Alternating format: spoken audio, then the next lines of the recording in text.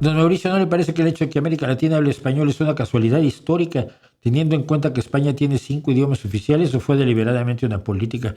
No, pero es que esos idiomas oficiales siempre han sido regionales, locales. El asturiano aquí, el catalán, el gallego, el vasco, ah, son, están circunscritos a sus regiones. Pero cuando un catalán va a Extremadura, pues no puede hablar en catalán, tiene que hablar en español. El idioma común, el verdadero idioma común es el español. Y la mayoría de los conquistadores, no olvidemos, eran extremeños y andaluces, que no hablan lenguas regionales, ¿no? No creo que haya sido una política, pues simple y sencillamente que la mayoría hablaba español. Incluso los catalanes y asturianos y gallegos y vascos que fueron a hacer la conquista, pues hablaban en español, porque de qué te vas con una tripulación de cuatro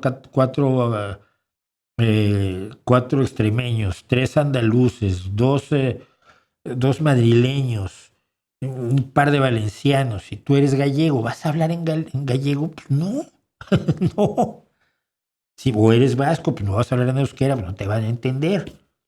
Entonces el idioma, la lengua común, la lengua franca, en España siempre ha sido el español. Siempre ha sido el español. Otra cosa es que las lenguas regionales hayan sido perseguidas por el ultranacionalismo ridículo del fascismo, ¿no?